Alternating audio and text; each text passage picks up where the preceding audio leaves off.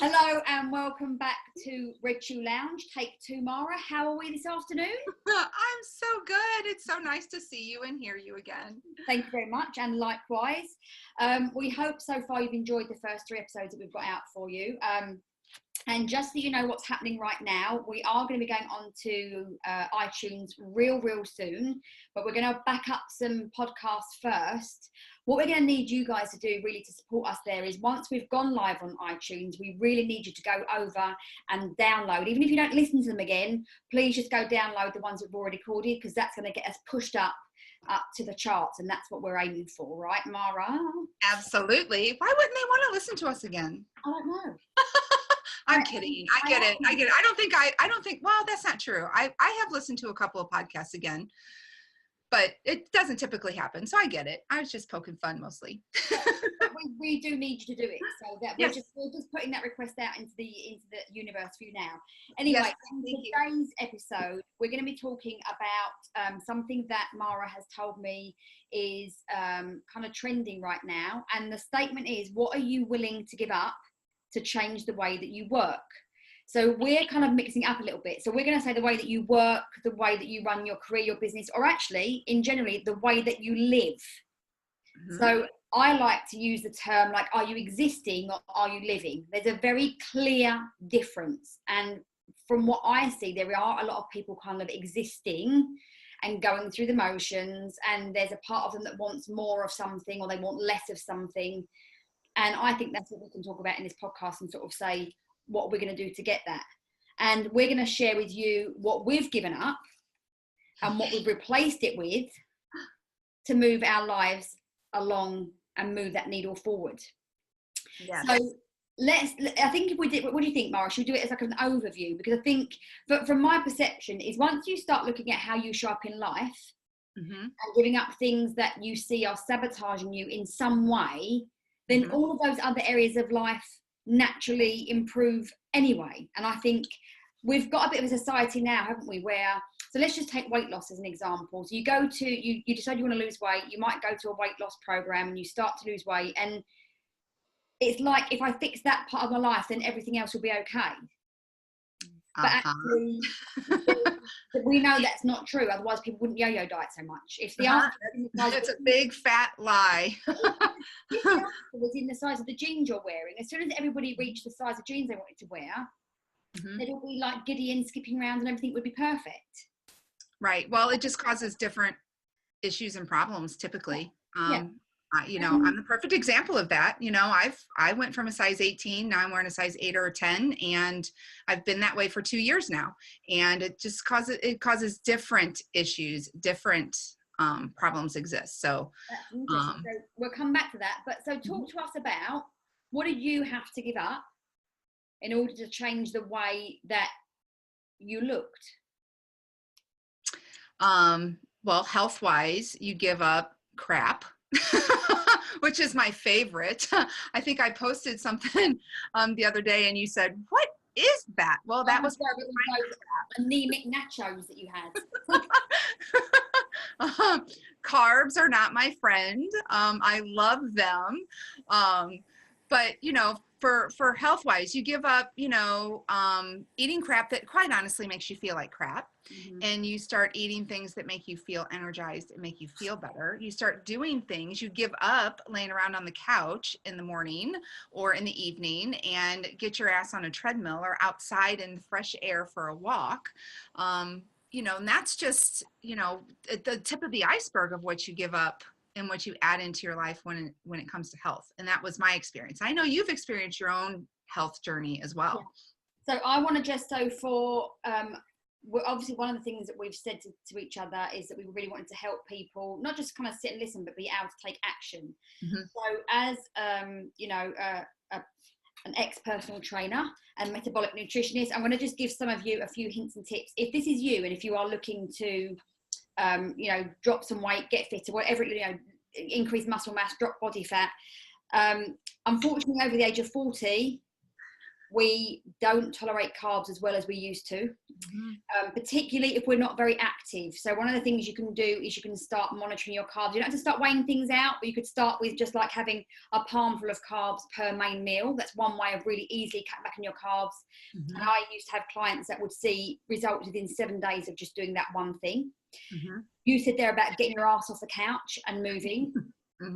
And the statistics tell us that if we just move more every day, so it could be taking, going up and down the stairs twice when you're going to go to the bathroom before you go for a wee, or using the stairs at work, or parking your car further away, just getting up every hour from your desk and moving, right? Moving around. Yes, I will totally agree with that. I just want to mention that I really like the way you said we when you go we. Go we. I wanted to giggle a little bit, not gonna lie. But yeah, so it's funny you mentioned like going up and down the stairs. So I find myself like, I used to carry everything upstairs with me because my office is upstairs, carry everything upstairs with me that I needed for the day so I wouldn't have to budge, right? Now I intentionally leave it down the stairs to make me go down the stairs to do it. So that's one small change that you can make. Exactly, right? And if you do that, the stats tell us that we can burn an extra 500 calories a day, which is enough to lose a pound a week. That's, I mean, I'm not going to go into the science of calories and hormones and stuff, but that's just a generic thing. So move more. If you sit on your ass all day, so you get in a car, you commute, you get to your office, you sit on your backside, you get in your car, you come home, you go to the gym for an hour, and then you sit on your sofa for 2 hours and you go to bed, you are not moving enough. And it's one of the biggest indicators for heart disease. Just landing that one out there for you all. So you can... Especially in women. So monitor your carbs, particularly if you're over the age of 40. Move more through the day. They're two of the major things that you can do that will make an instantaneous change. And like you say, one of the reasons that so many people are hungry these days, they feel like they're hungry all the time, is they're undernourished. Because they're eating so much shitty, processed food that's not even food. It's like a chemical concoction of crappiness that their body's like, feed me, I'm still hungry. And so you think you're hungry, you eat more. So some of you are going to be undernourished. That's just another thing. That's totally true. The day I ate the nachos that I mentioned earlier, I felt hungry all day because I ate crap. Yeah. Now, but for me, I feel like when I have that craving or that urge, if I eat just a little bit of it, I can get that craving out of the way. Because if I don't, then I'm going to wind up eating a big mound of it and just kind of gorging myself. And that does not serve me. So I know myself enough to know that if I just give a little in just a tiny bit and do that, but I did notice that like you, and there's a consequence to that. So then I'm hungrier throughout the day because I didn't make a better choice. Exactly. Right. So we've kind of looked at the weight thing. So let's, if we're talking about what giving up to improve your life, I want to bring in social media to the equation. So what happens if we stop spending so much time on these little things, right? Because for those of you that can't see her, she's holding up her phone. Oh yeah. That's your red reaction for today. What am I holding up? I love that. Or go to YouTube and see it. We should do podcasting every week. What's Louise holding this week? I love that. Red shoe question. Anyway, so I digress. If we was to talk about the potential impact of spending so much time on our phone, it might be easier for us to say why we'd want to give it up. Now, I know that you're another woman in business, and I know that you're like me. Sometimes you get caught up in, answering, Facebook messages or just going, I'll just do one more post. And have you found an impact in your communication, say with your husband or your children, if you're spending too much time on your phone? 100%. Are you on your phone again? You're not paying attention to me. You're on your phone dings and you automatically pick it up in the middle of a conversation. Oh, go ahead and get that. What I was saying isn't important. Wow. Right? Yeah. Right? Yeah, that's bad. So, and I'm guilty of having done it. I'm also guilty of not doing it anymore. I make a conscious effort to put the phone down across the room even. So when it's never allowed at dinner anymore. Not that it was a whole lot for dinner anyway. We kind of made that a sacred family time to begin with, but if it was there and it dinged, or if you're waiting on a call or you're waiting on something, it would be there. And so it's always very tempting when it's there. So you leave it across the room, you leave it upstairs. I've even recently, my son's in college. I sent him a message the other day, and because we were talking, and so I was kind of waiting for a response from him. And I said, hey, I'm going to leave my phone in the bedroom. I'm going to go downstairs and have, watch television with Dad. If you really, really need me for something, you're going to have to contact him, because I won't have my phone on me.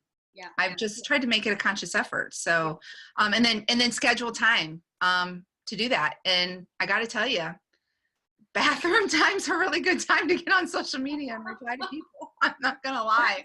That is what I call habit stacking at its best. When you've got to do something anyway, if you can do something else at the same time. I don't know. What about you? I mean, I think we've talked about this briefly. I think that you've made some changes with that as well.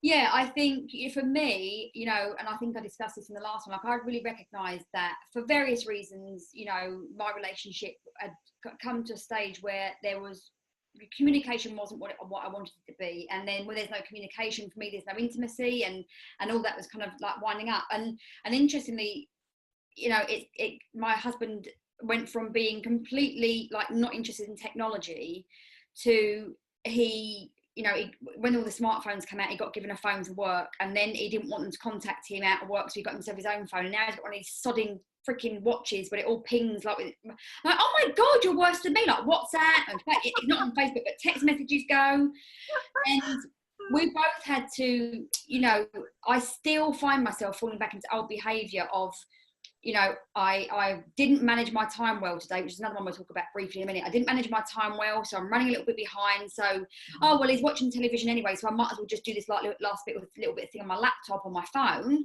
Mm-hmm. And then before you know it, it's 9:30. I'm getting ready for bed, and we haven't had a conversation. Right. And so, like you now, I have had to start thinking about so I do my scheduling, and I say, right, this is when I shut off for work, right? So I'm going to shut off, and then this next 2 hours is my family time, and because my husband and I are going through this relationship course together that we've got like little activity cards that we have to do. So Monday we watched the TEDx talk together, and last night we went through and looked at old pictures together on Facebook and looked at the old memories, and it kind of almost feels like dating again, like getting to know each other again, because I think so many people are disconnected, and certainly with our children.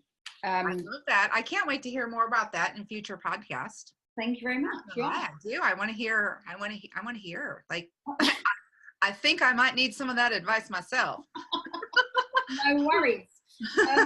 So I think all of us need to be thinking about how much time we are spending on our social media, on laptops, whatever device it is, and what would you like? I've just given a couple of suggestions there, like replacing it with something. So if you're going to go on it, maybe you and your partner or you and your kids can watch something on YouTube together. Not like freaking watching someone play a computer game, but actually watch something worthwhile. Mm-hmm. Or maybe you could go to some old pictures, or maybe you could.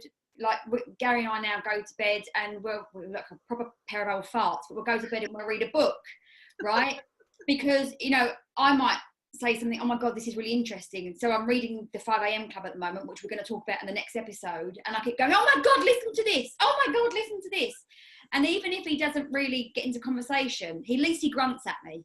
So if I'm reading, I'm not on my phone. So I think what we're trying to say to you is when you're looking at, what you're willing to give up, you're willing to give up constantly having your face in social media and that determining how you feel, replace it with something that's going to fulfill you in another way.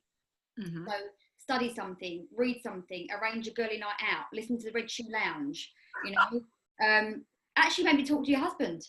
That's a miraculous thing, particularly as the longer you stay together, the more important it is to make the effort to discuss stuff. Right. Right. I'm gonna need to figure out what to talk to my husband about when the kids are gone. It's coming up really soon. So yeah, well, I really do recommend this course, but I should give you some tips from the cards anyway.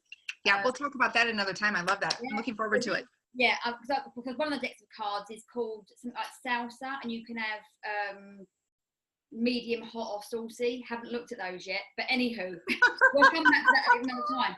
So another one that if you want to improve your life, and I'm going to talk about your life, I'm talking about your energy, I'm talking about your productivity, I'm talking about the clarity, I'm talking about the excitement that you want in your life. One of the things that you need to be willing to give up is being disorganized and discombobulated. Sorry, I had to get that word in, it's my favorite word ever, right? And Mara, I know that you fought this like tooth and nail until you realized when you committed to it. So when you decided, okay, this disorganization isn't serving me, what did you start to do to get the results? Well, I started with baby steps because, you know, I resisted it so much. And I still have a lot of resistance to it, especially when it comes to organizing paperwork and numbers. It gives me hives just thinking about it. My God, I just want to give it to somebody else to do. I just hate it. But listen, when you embrace it, when I chunked it out little bits at a time, instead of saying all day long, I'm going to work on this. Well, if I do it in little bitty increments, so I'm going to spend 15 minutes on my paperwork or my numbers or all the crap that I don't like to do. You know, that's just two off the top of my head that I can think of. We all have the crud throughout life that I don't like to cook either, mind you. I do love to grocery shop. I just don't want to cook it. Anyway, I digress. So I basically just chunk it. For me, I chunk it out and I schedule it in. So I'm going to work for 15 minutes a day on my numbers, or I'm going to file for, 30 minutes a day or whatever it is. And then it makes it a little bit easier. And I want to say, because I can almost like feel people now going, oh, blah, blah, blah. I don't want to live my life like that. And I was one of those. I was like, do not make my life regimented. I am a fly by the seat of my pants kind of girl, and I will not be told what to do, and yada, yada, yada. Yeah, or I am my own boss. I can do what I want. Yeah. So let me tell you about the results about that. They're shit. Right? Because your energy is fragmented. You've got no real focus about what the important things are. Most people are not living their lives doing the things that are important. They're doing the things that are easy and accessible. That is not a life of ultimate fulfillment. And let me just say again, you can be contented and you can not be fulfilled. I could be contented, well, I probably wouldn't be, but I could imagine. If I laid on my couch all day, I could probably feel quite contented because my husband's got a good job. I don't have to work, right? I don't have to run a business. I've got a nice house. I can go out walking the dog. I could go lunch. I wouldn't be fulfilled. So for me, there's a big marked difference between contentment and fulfillment. And we designed the Red Shoe Lounge to help you feel this life of excitement and fulfillment. And so if you're really, and I completely resisted the structure until, I think it was 2 years ago, I designed my own planner, my three-page planner. Yes, it's a very good planner. And I started using it. We should probably put the link for that somewhere. And I started using it. Can't we put that like in the notes section, maybe on our Facebook page? Actually, I'll upload it to the bottom of the podcast because I can do it in the show notes. Oh, yay. Aren't you fancy? All right, do that. And then I started using that and I was like, wow, I'm actually getting stuff done. Now, it doesn't matter if you're not in business, right? If you're running a home, you still have to think about food shopping, unfortunately. Yeah, I was going to mention that. It doesn't matter. Even if you don't have the desire to run a business, you're not running a business. Even running a home, I was not a business owner as far as, my husband and I have always been a business owner, but I never ran my own business until the last 5 years or so. But I stayed home and ran a home, and it would have been lovely to have been a little bit more organized at that time. So. And also, again, when we take a step back and we start to get focused on what's really important in my life right now, so in the high performance coaching, there's various different elements that we have a look at. But if, like me, relationships are really important to you, and you don't schedule specific time to be with the ones that you love, you will squeeze them in. Mm-hmm. You'll squeeze them in while you're shoveling mac and cheese down your face because you didn't go food shopping, so you've pinged something because you didn't have the time, and now you feel like shit and you've got indigestion, and you go to bed bloated and you're farting, and then you don't want to have sex because you've got gas. You see what I'm saying? It's a snowball effect. It all starts with the mac and cheese. So what I'm saying is, like, when you remove yourself from the disorganization, maybe just one step at a time, what happens is, and this is one of Brendan's best sayings, like, your freedom lies in your ability to schedule like a ninja. Ooh. Because you will schedule in your weekend, your dirty weekends away, or you're scheduling your salsa class, or you're scheduling like a date night, you're scheduling, you know, your workouts, you're scheduling, right, this is when I'm going to go to the supermarket, and this is when I'm going to plan my meals, and all of a sudden you've got this freedom from the mental blurb that's constantly going on in your head, but you can see what's going on, and the more you do that, I believe it gives you more time back. 100%. I agree. And we've both done it. And when you schedule time in to feed your soul, so just one quick example, I had a client that I was talking to the other week, and she runs her own business, and I've been coaching her for quite a few months, and she consistently struggles with this idea of, I feel guilty if I'm not working. I feel guilty if I'm not working. Mm-hmm. Anyway, last week she got sick of her own talk, and she went off. She lives in Spain, so she went off and she spent a day with a friend at the seaside, and they were chatting, and they sat on the beach, and they wrote letters to the universe, and and she said, Louise, I had the most amazing time. I said, and then what happened? She said, and then I came home and I felt really bad that I hadn't done any work. I was like, oh. She said, but I did a bit of journaling on it, and and then she said, but then the following day I did my whole to-do list in half the time it would normally take me. Because she was so filled up from the soul, mm-hmm. that she was in a really great energy. So it's about how you fuel that. And for me personally, I think one of the worst things is when your home life is mundane, when the spark's gone, when the conversation's gone, when the laughter's gone, I believe that drags so many people into a black hole that kind of, it goes out throughout their entire life. So focusing on how you're scheduling around your home time, for me, is a biggie for people that want that massive fulfillment. That's just my take on it. And I mine as well. Nice job. That's what I've got to say about that. I want to say it in the Forrest Gump accent. That's all. Yes. I want to say. I'm not sure I could do the accent. You did it much better than I would even be able to, even with your English accent. I think Ron and I should have a whole podcast episode on Bubba Gump. Oh, maybe you should. My husband would love to be a guest on this podcast. Of course he would, because it's a show. We could bring the men in. Let us know in the on the Facebook page, or on the comments, if you would like us to bring our other halves in. Mara's husband's way funnier than mine. I have to give you that one. I'm going to disagree with you there. I'm not. Okay, so maybe not so much. Maybe mine is funnier, but yours is funny as well.